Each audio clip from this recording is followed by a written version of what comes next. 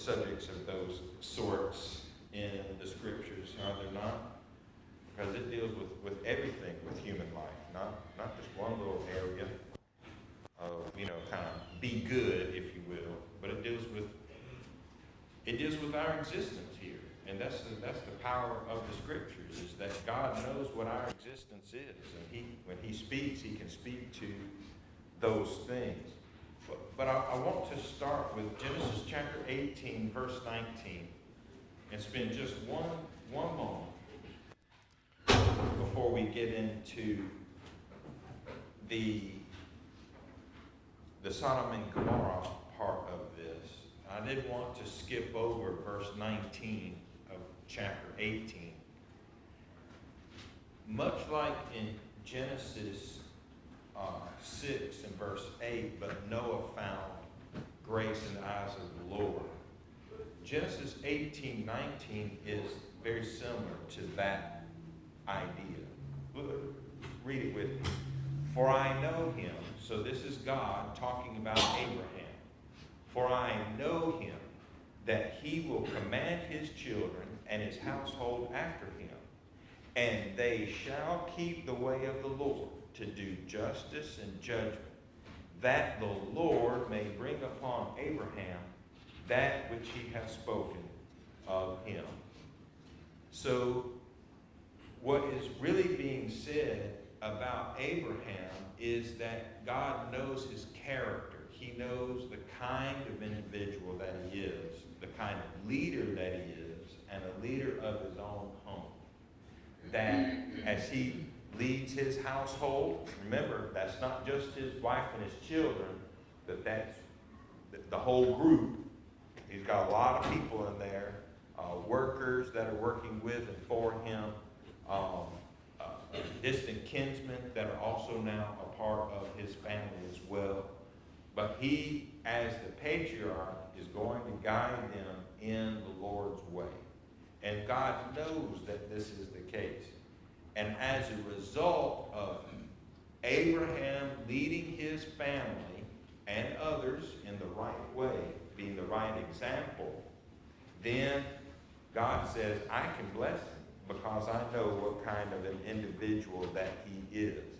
And so when he gave Lot the choice, Lot, of course, chose to go down toward the cities of the plains because that's where the best grazing land was. But when something looks good on the outside, that's not the total picture, is it? Because there's a lot more that goes into that. When you go to purchase a vehicle, is that sticker price, is that the total price of ownership? No, that's what we call scratching the surface, is it not? That's just the opening gate part of that. You've got a lot of other expenses, obviously, those of us who have lived and owned however many vehicles. That's just the starting part of that. It's the same thing with making decisions, is that we have to always count the cost of each decision that we make, either for or against the Lord.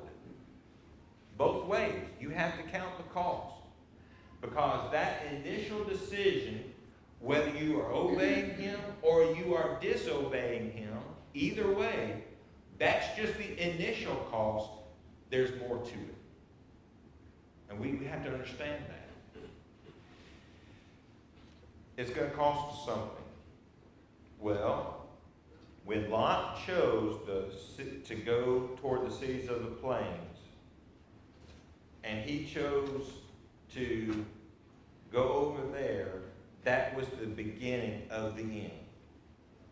And the Lord said, verse 20 of Genesis 18, verse 20. The Lord said, because the cry of Sodom and Gomorrah is great, and because their sin is very grievous, I will go down now and see whether they have done altogether according to the cry of it, which is come unto me, and if not, I will know. And so here are cities that are steeped in sin. Now, this particular language is really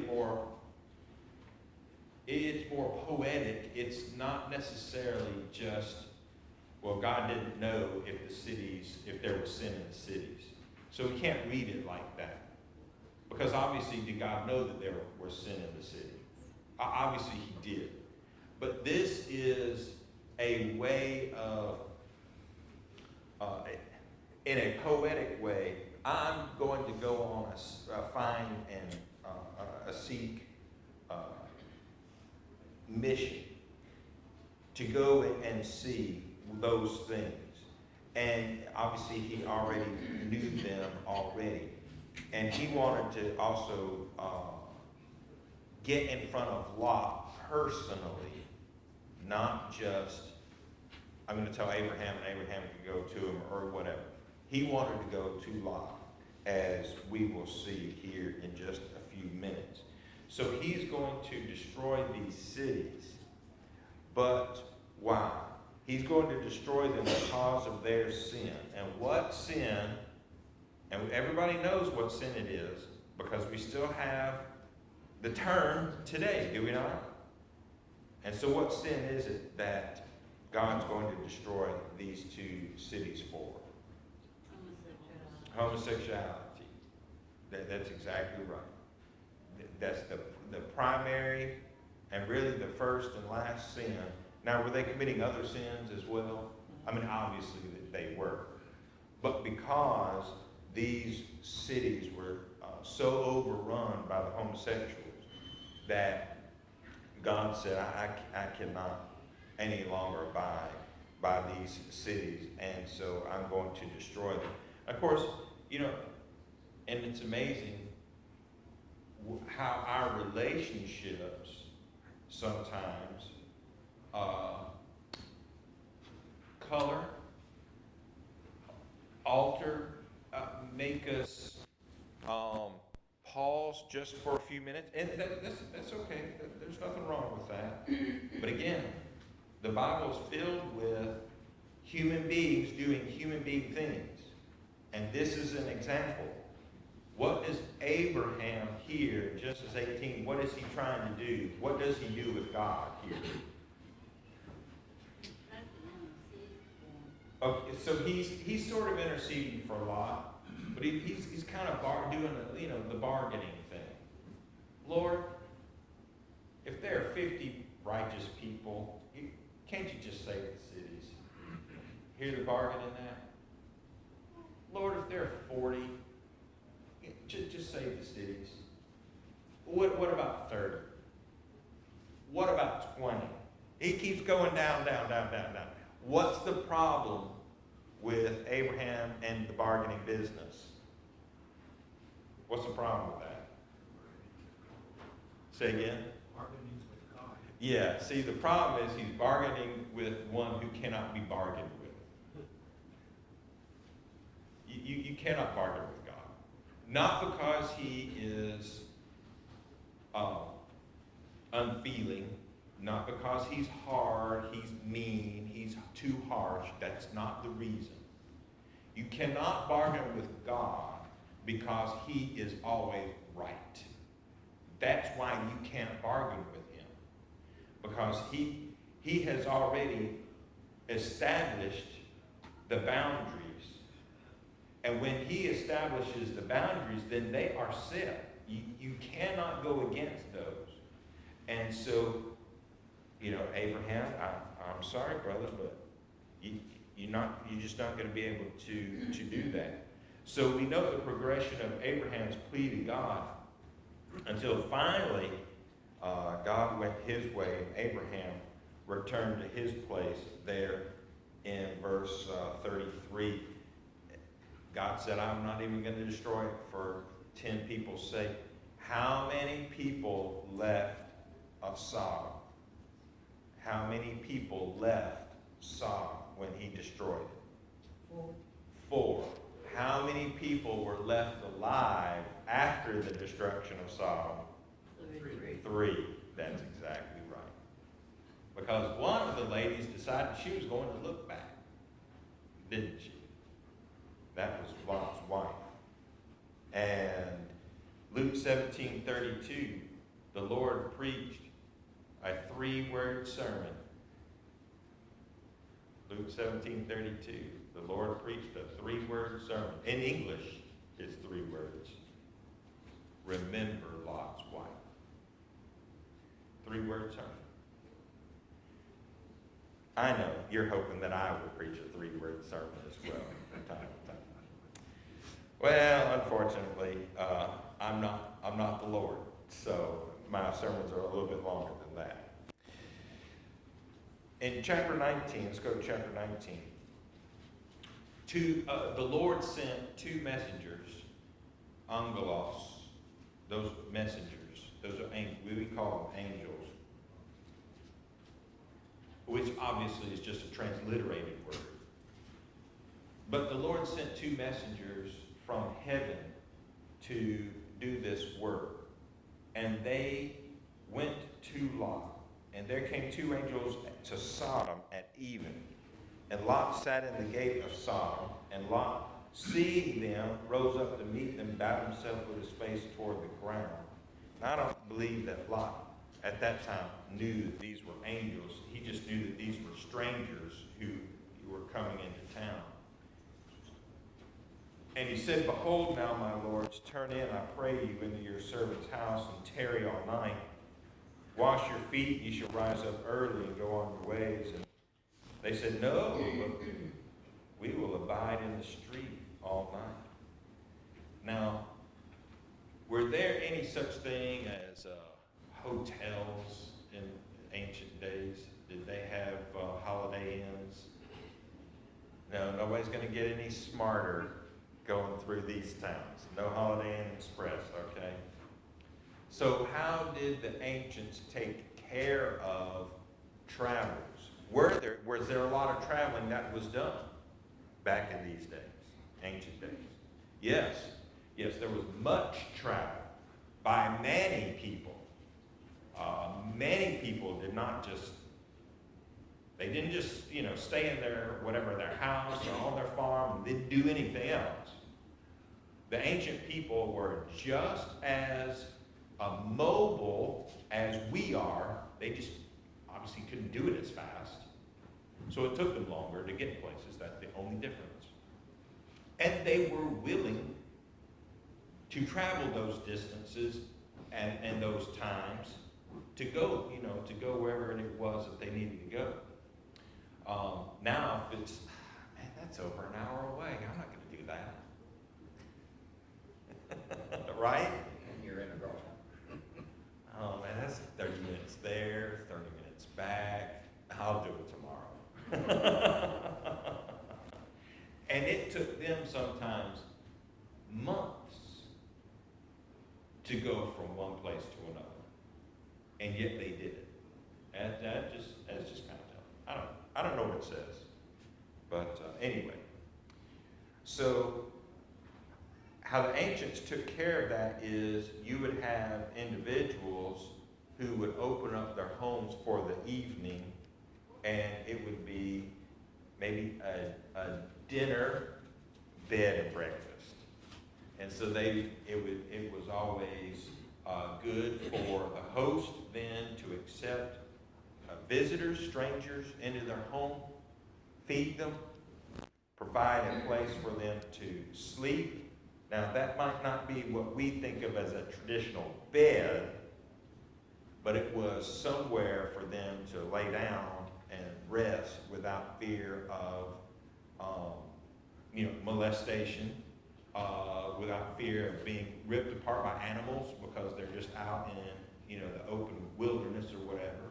So their home provided safety from elements, animals, and other human beings. So that was the antiquity way of helping your strangers and providing a place, at least for one night, for them to be safe and get some rest. So Lot was being a good neighbor. He was being a good host. Come in to my home. Now, Lot knows the kind of city that Sodom is, does he not? So he is trying to protect these men that he does not know.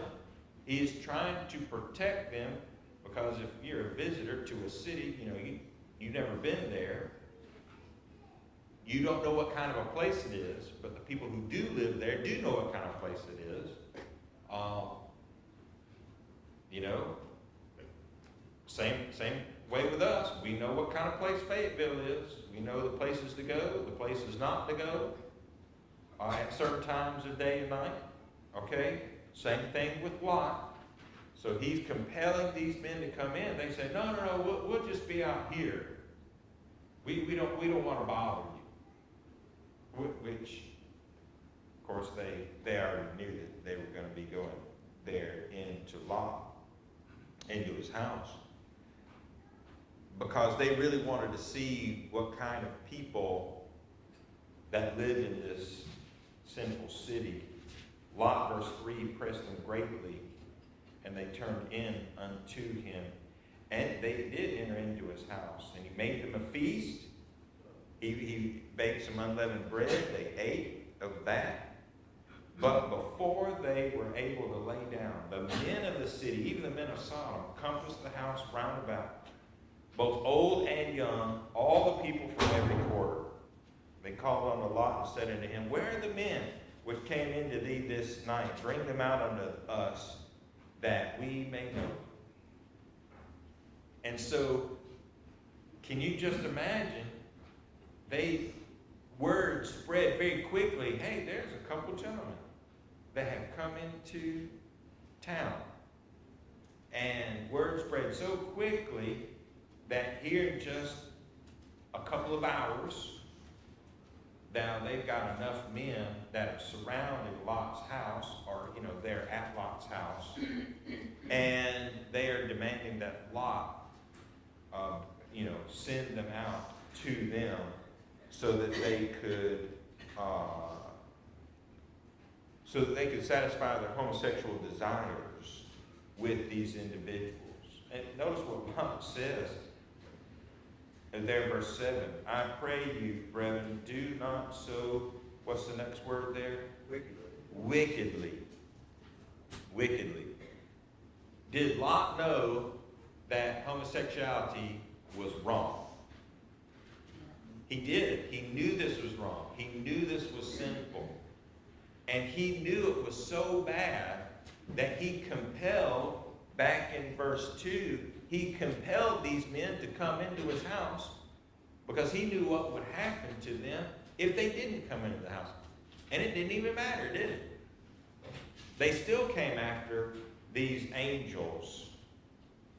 And then we see and read something that is disturbing to us, but we did live in the ancient world. They did. That's what we have to understand. Now, that doesn't mean that it's right, but different values and different cultures, they take care of things in a different way. We would not do this. But this is their culture. This is how they took care of problems. Verse 8. Lot tells the men, Behold, I have 2 daughters which have not known man. Let me, I pray you, bring them out unto you, and do ye to them as is good in your eyes. Only unto these men do nothing. And therefore came they under the shadow of my roof. And so we look at this and we're appalled. And that's right. I mean, we should be appalled. The God of heaven is appalled at this situation. But from Lot's point of view, he is protecting these men with all his resources. And he is using his daughters as his resources to protect these men, because they are his guests. And so They take the highest priority even over his own family. That's their culture. So he just obeys the cultural norms of the day. That's all he's doing. I'm not saying that it's right. Obviously it's not. I'm just saying from his point of view, that's what he is trying to accomplish. Just because it's recorded in the Bible doesn't mean that God approves of it. We have to remember that. This is in the Bible. It is inspired, so it did happen. And it happened just this way. That does not mean that God approved of Lot saying, hey, I'll send my daughters out to you. That's not what this is saying. So some will say, oh, well, this man, God was approving of Lot sending out his daughters to be raped by all these men. Now, where does it say that God approved of what Lot did? That nowhere does it say that God approved. Can you imagine the God of heaven approving of this? No. He does not. But did it happen? It happened just this way.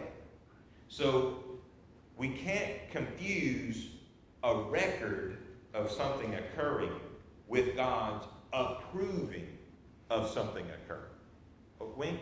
There might have been a law back then saying that when you bring a guest in your house, that it was left up to you to protect them in certain ways.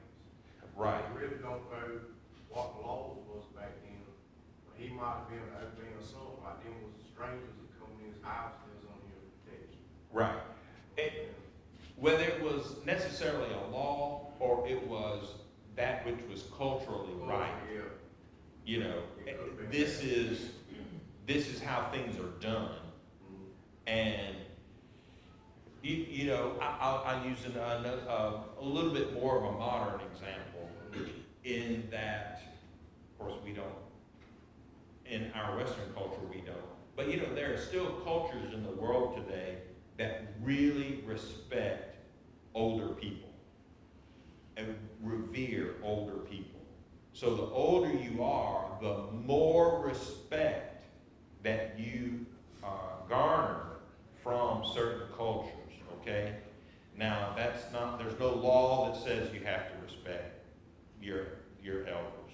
And certainly here, it seems like, well, the older you get, the less respect you are given.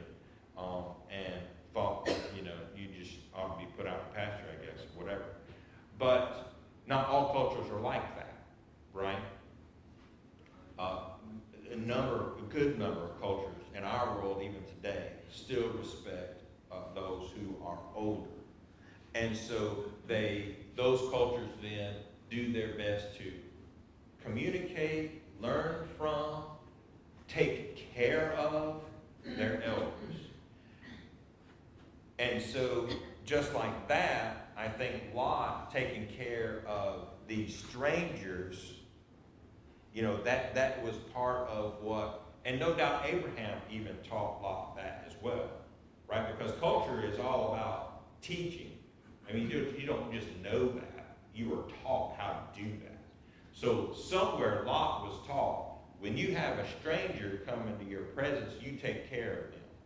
And it is of high priority. Abraham did that on a number of occasions, did he not? He took care, matter of fact, of course, he took care of these two angels. As they passed through his house in chapter 18, and then went on to Sodom. So that's what Lot is doing.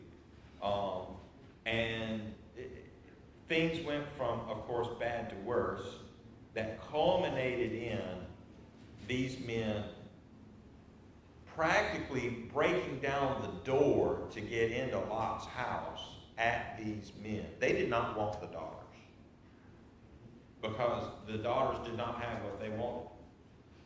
And that's disturbing, and it should be disturbing to us. And then finally, verse 9, the angels then now in a sense, revealed themselves as to who they actually were, and they took care of the issue. They said, stand back. And they said again, this one fellow came into sojourn, and he will need to be a judge. Now will we deal worse with thee than with them? And they pressed sore upon the man. Even Lot came near to break the door down, break the door. But the men put forth their hand, that is the angels. They put forth their hand, pulled Lot into the house to them, and shut the door. And they smote the men that were at the door of the house with blindness, both small and great. So they wearied themselves to find the door. So the men of Sodom came to essentially break the door down to get at these men. The angels saved Lot, brought him back into the house as he's trying to reason with these men. Can you reason with individuals like this? You cannot reason with people who are unreasonable. People who are driven only by their desires. There is no reasoning with them. I don't care how old or how young you are. If all you're driven by is your emotions, there is no reasoning with that. You have left your faculties.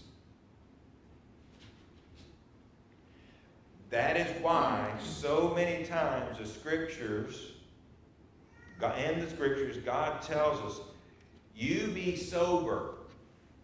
You be right thinking. Do not be driven by your emotions. Now, does that mean having emotions is sinful? No. That's not what that's talking about at all. But we are to be driven by those things that we know. That is our intelligence. Our intelligence is in the driver's seat. Our emotions then tell us how far we need to go with that. How far can we go with that? Okay? Ricardo. In our society, more recently, people say, I feel like doing this, as opposed to say, I think this is the right thing to do. Right. Oh, yes. So many times, Ricardo, that's just such a great point there, that an argument is made, well, I feel. You've lost the argument. As soon as you bring up the word feel, argument's over. You lose. Now, here's the thing, is that most people, at least in Western culture, that I have seen, most people think that when you begin with I feel, that is above everything. That's what they think. So that's what they lead with. Well, I feel. Well, I'm sorry, but I don't care how you feel. Feelings don't enter into an argument, because that's not how you make an argument. That's not the way forward. The way forward is through intelligence, logic. And you arrive at what is right or what is wrong, not with how you feel about something, but objective truth. And there is objective truth. And people need to understand that. But we're going to be driven by our feelings. Well, here's the problem with that. Well, there are many problems with that. One problem is how you feel right now might not be how you feel in 10 minutes. And so those things can change. But what's right, objectively right and objectively wrong, is that going to change in 10 minutes? No, it's going to stay the same. It's never going to change. Until the one who states this is right or wrong changes his mind about it. And is he going to change his mind about it? He's never going to change. He is the unchanging one. Which is why we have the scriptures, even in the first place. That's a great point. I feel. So many times, people say those things. Okay.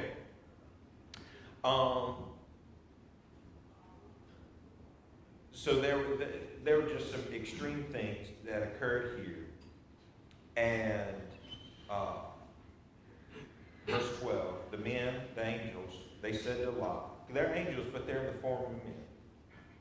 And the men said to Lot, have you any here besides any family members, son-in-law, and your sons, your daughters, whoever you have in the city, bring them out of this place. So these angels are asking Lot, look, all your family members, you've got to bring them out. But who did Lot wind up taking out? Did he have any daughters and son-in-laws who had married, or sons? Did any of them leave? No, the daughters. The 2 daughters that he offered to the men, virgin daughters, and his wife, those were the only ones that he was able to compel to go out. Now that's in direct contrast to 18 verse 16, is it not?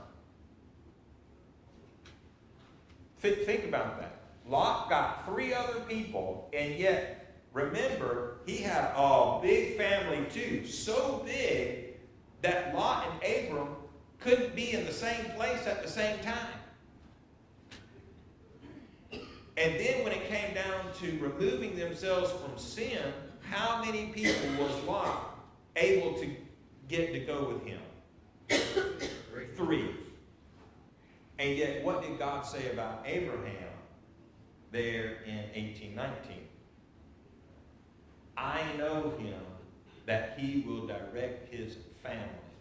He will command his family. And so, the leadership qualities of Abraham and Lot in these 2 chapters are on full display. God knew that Abraham was the kind of man that he could enter into a covenant relationship with, and everything was going to be okay. Could God enter into a covenant relationship with Lot? No. No, he could not. Because Lot only looked at those things that he could see with his eyes. That was it. That's as far as he went. But what does Hebrews chapter 11 say about Abraham? There in verse 8, verse 9? That Abraham looked for a what? He looked for a city that was built without hands. You see, he was looking beyond the grazing lands of Canaan. He was looking for a place that was built by God. Lot had the opportunity. Abraham's a good teacher, but Lot's just not a very good learner.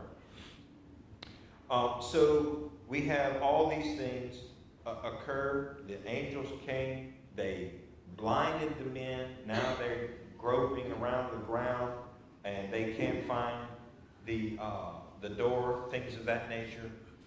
They tell Lot, you get out of the city. You grab everybody that you can, verse 14.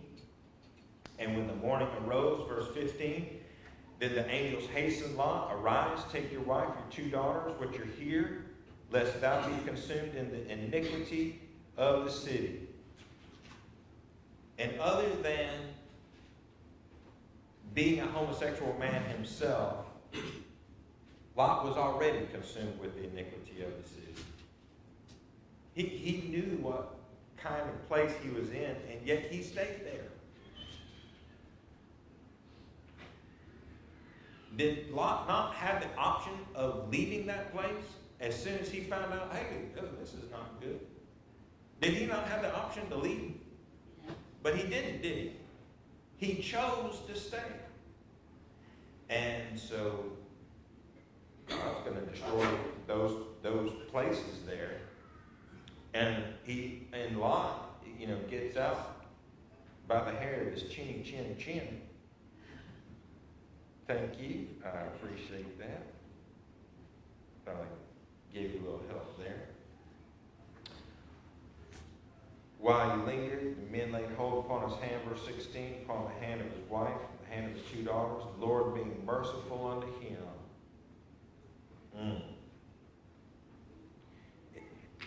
Does that phrase just jump right out at you? Notice all the ugliness, all the terrible things that are going on here. And right in the middle of all this horror, look what it says. And the Lord, being merciful unto him. What a bright light. It is that beam of that ray, and it is focused not on the whole city, because it couldn't be because of the sin, yet it is focused on Lot. The Lord was merciful to him, for Abraham's sake, by the way, and they brought him forth, and they set him without the city. It came to pass when they brought him forth abroad, he said, escape for thy life. Look not behind thee, that's a command. When an angel tells you to do something, you do it. Neither stay thou in all the plain, escape to the mountain, lest thou be consumed. You got to get up into the cliffs and the mountains. Don't even stay here in the plains. Lot said, oh, no, not so, my Lord. Behold, now thy servant found grace in thy sight. Thou hast magnified thy mercy, which thou hast showed unto me, saving my life. I cannot escape to the mountain, lest some evil take me and I die. Behold, now this city is near to flee into. It's a little one. Oh, let me escape there. Is it not a little one? My soul shall live. And he said unto him, see, I have said to thee concerning this thing also, that I will not overthrow this city for which thou hast spoken.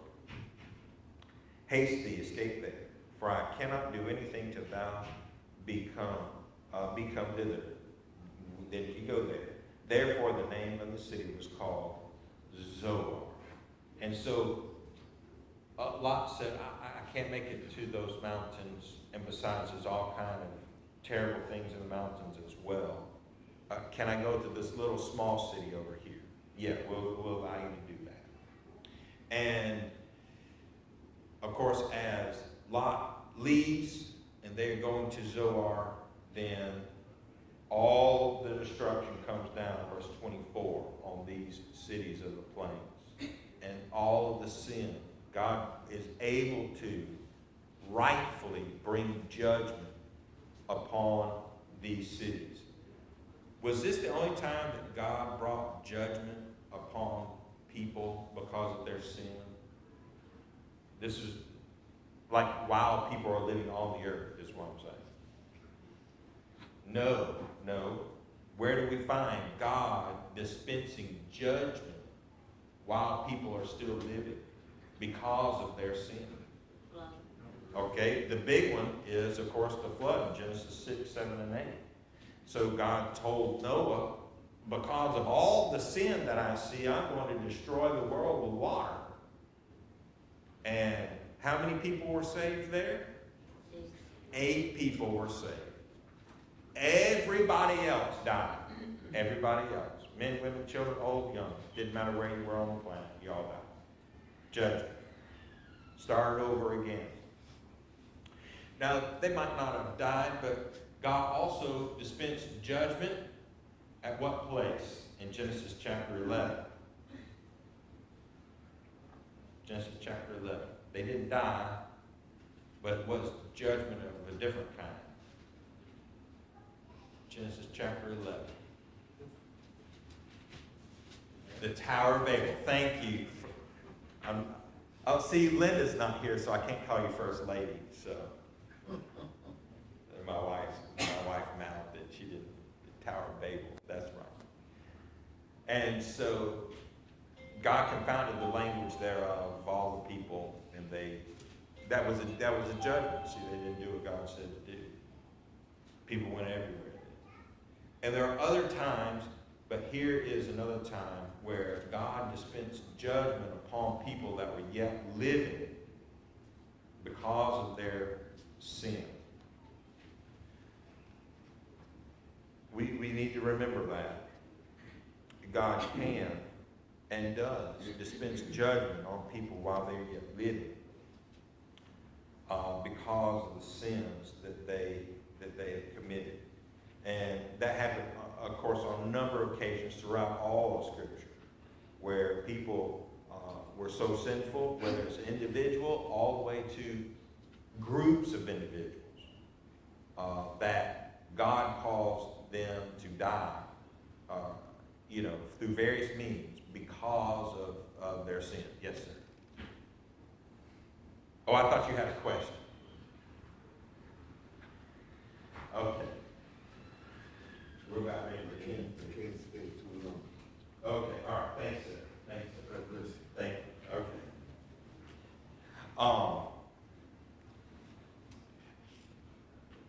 Let's see, how much time we got left? Oh, I got 9:46. I got about time to end here, anyway. I do like for the further discussion, shall not the judge of the earth do right? Shall not the judge of all the earth do right? Every time that God dispenses judgment, he is always right to do that. So when Abraham is trying to bargain with the Lord, God is always going to do the right thing. So we do not have to worry about those things there. He is always right. All of his ways are absolutely correct, 2 Samuel 22:31. And of course, it begins with his laws, that every law of God is right. And unlike laws of human beings, I don't know who laws of human beings are for. Do you know who laws of human beings are for? Do you? Who? Okay, rich. We're going to go with bankers. We're going to go with people who are already in power, who the law's not going to touch them anyway. Are laws of human beings right? Let me say this, righteous. No, listen, no, they are not. They are corrupt. They're corrupt. What about the laws of God? Are they corrupt? No. No, they are perfect. Why? Because the laws of God, who do they benefit? The laws of God benefit us. They don't benefit God. God doesn't get anything out of his laws. The laws of God benefit you and me. They know it's loophole. Yeah, no loopholes. That's exactly right. That's exactly right. I love it. I love it. All right, well, Chad has dismissed his class, so I guess we'll dismiss our class as well. He's probably annoyed at me at this moment in time for whatever reason, I'm not sure, but I love him anyway. Thank you for your kind attention and your comments this morning. We're going to take a short break at the top of the hour, come back and worship our God together.